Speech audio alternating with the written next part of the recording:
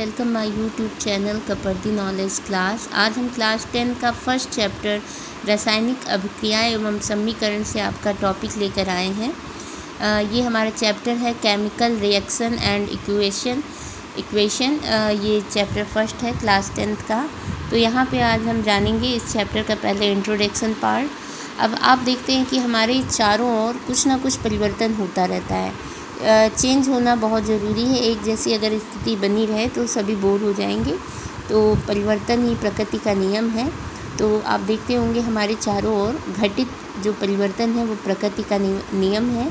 विश्व में अनेक पदार्थ पाए जाते हैं। आप देखते होंगे कि बहुत सारे एलिमेंट, बहुत सारे सब्सटेंस हमारे वर्ल्ड में पाए जाते हैं, जिनमें पल प्रतिपल यानी कि पल पल हर समय कुछ ना कुछ चेंज होता रहता है। जैसे आप दूध रख देंगे, अगर उसको बॉयल नहीं करेंगे, गर्म नहीं करेंगे तो दूध खट्टा हो जाता है, और अगर ना हो तो दही कैसे जमेगा। इसलिए परिवर्तन बहुत ज़रूरी है और ये परिवर्तन होता रहता है। तो जैसा कि इसमें लिखा है कि हर पल प्रतिपल जो है आपका परिवर्तन प्रकृति में होता रहता है। अब जैसे रात है तो दिन होना ज़रूरी है। अगर एक ही जैसी स्थिति बनी रहेगी तो दिन नहीं होगा। दिन अगर है तो रात भी होना ज़रूरी है। तो ये परिवर्तन चलता रहता है, ये हमारा प्रकृति का नियम है। तो जैसा कि यहाँ लिखा है, दूध का खट्टा होना, जल का भाप बनना, बिजली के बल्ब में से प्रकाश उत्पन्न होना, फलों का पकना, लोहे में जंग लगना और इत्यादि इत्यादि। वैज्ञानिक इन सभी परिवर्तनों को दो मुख्य भागों में वर्गीकृत करते हैं। वैज्ञानिक जो हैं इनको, जैसे बहुत सारे जो हमारे प्रकृति में चेंज होते रहते हैं, तो इनको वैज्ञानिक ने दो मुख्य भागों में बांटा है, क्लासिफिकेशन किया है दो भागों में। तो सबसे पहला कौन है? भौतिक परिवर्तन यानी कि फिजिकल चेंजेस, और दूसरा है रासायनिक परिवर्तन यानी कि केमिकल चेंजेस। अब हम देखेंगे कि भौतिक परिवर्तन क्या है। तो सबसे पहला जो कि है आपका परिवर्तन का भाग वो है भौतिक परिवर्तन यानी कि फिजिकल चेंजेस। तो नाम से ही पता चल रहा है कि फिजिकल, उसकी कुछ बनावट में, उसकी कुछ जो बनावट है उसमें चेंज आएगा। यह वह परिवर्तन है जिनमें केवल वस्तु की भौतिक अवस्था में परिवर्तन होता है और उसके संगठन एवं कुल द्रव्यमान में कोई परिवर्तन नहीं होता है। उसके किसमें परिवर्तन होता है? भौतिक अवस्था में परिवर्तन होता है। फिजिकल जो उसकी कंडीशन है उसमें चेंज होता है। उसके संगठन एवं कुल द्रव्यमान में कोई परिवर्तन नहीं होता है। परिवर्तन से कोई नई वस्तु नहीं बनती है। और दूसरा पॉइंट आप देख रहे हैं कि परिवर्तन से कोई नई वस्तु नहीं बनती है। वस्तु के केवल भौतिक गुण, जैसे उसका रंग है, आकृति है या आकार है, ये सब बदल जाते हैं और उससे कोई नया प्रोडक्ट नहीं बनता है, कोई नई चीज़ नहीं बनती है, और जिन्हें विपरीत क्रिया द्वारा वापस भी नहीं लाया जा सकता।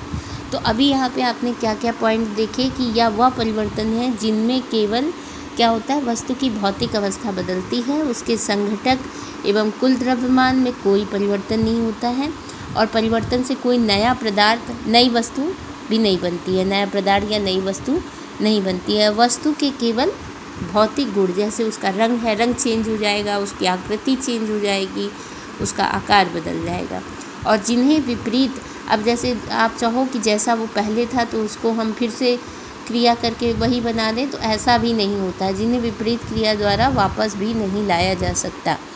अब जैसे शक्कर है, नमक है, आदि पदार्थों को अगर हम पानी में घोल देते हैं और चाहे कि फिर से हम पानी में से शक्कर निकाल लें या नमक निकाल लें, तो ऐसा मुमकिन नहीं है। तो पानी में अगर शक्कर आपने डाल दी है तो घुल गई है, तो अब वो वापस शक्कर नहीं बन सकती। और इसी तरह गंधक का पिघलना, कोई भी चीज़ है, जैसे कोई चीज़ है वो आपने पिघला दी है तो वापस वो नहीं आ सकती। और बिजली के बल्ब का प्रकाशित होना, बुझना आदि भौतिक परिवर्तन के उदाहरण हैं। अर्थात भौतिक परिवर्तन में केवल अवस्था का परिवर्तन होता है, संगठन, भार और रासायनिक गुणों का परिवर्तन क्या होता है? नहीं होता है। तो आपने ये सारी चीज़ें जानी। तो अब हम दूसरा इसका परिवर्तन देखते हैं, जो परिवर्तन होते हैं। तो दूसरा वैज्ञानिकों ने कौन सा परिवर्तन बताया है? रासायनिक परिवर्तन यानी कि केमिकल चेंजेस। तो ये ऐसा परिवर्तन है जिनमें पदार्थों को गुणों के साथ साथ उनके संगठक एवं भार में भी परिवर्तन हो जाता है तथा एक नए पदार्थ का निर्माण होता है। अब इसमें क्या था, आपने भौतिक में देखा था कोई नए पदार्थ का निर्माण नहीं होता है, और यहाँ पे क्या होता है, एक नए पदार्थ का निर्माण होता है और रासायनिक परिवर्तन कहलाता है।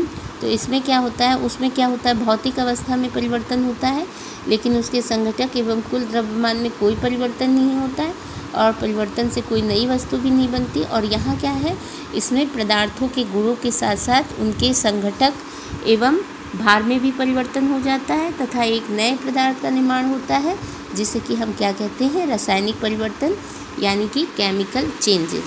अब रासायनिक परिवर्तन स्थायी होता है। जो रासायनिक परिवर्तन होता है ये परमानेंट होता है, स्थायी होता है। इनमें एक नया पदार्थ उत्पन्न होता है और इसमें क्या होता है, एक नया प्रोडक्ट आपको मिल जाता है, जिसका रासायनिक संगठन मूल पदार्थ के संगठनों से बिल्कुल क्या होता है, भिन्न होता है। अब इसमें जो आपका नया पदार्थ बनकर आएगा उसका जो संगठन है वो मूल पदार्थ, जो उनके पहले के पदार्थ थे उनके संगठनों से बिल्कुल भिन्न होगा, अलग होगा। जैसे मैग्नीशियम का जलना, लोहे में जंग लगना, दूध का दही बनना इत्यादि। ये सब क्या है, आपके केमिकल चेंजेस हैं। ठीक, आप सभी रासायनिक परिवर्तन, जितने भी रासायनिक परिवर्तन होते हैं वो क्या, रासायनिक अभिक्रियाओं द्वारा पूर्ण होते हैं। जितने भी केमिकल चेंजेस हैं आपके, वो रासायनिक अभिक्रियाओं द्वारा पूर्ण होते हैं तथा इन्हें रासायनिक समीकरणों की सहायता से प्रदर्शित किया जाता है। तो जितने भी आपके रासायनिक परिवर्तन हैं जो कि रासायनिक अभिक्रियाओं द्वारा पूर्ण होते हैं, उन्हें हम किनके द्वारा प्रदर्शित करते हैं, रासायनिक समीकरणों के द्वारा प्रदर्शित करते हैं। ये आपके बहुविकल्पीय प्रश्नों में भी आ सकते हैं। तो हर एक पॉइंट को बहुत ध्यान से पढ़ना है और बहुत बारीकी से आपको चैप्टर देखना है। तो इस अध्याय में हम विभिन्न प्रकार की रासायनिक अभिक्रियाओं तथा रासायनिक समीकरणों का अध्ययन करेंगे, जैसा कि आपके पाठ में भी है, रासायनिक अभिक्रियाएं एवं समीकरण।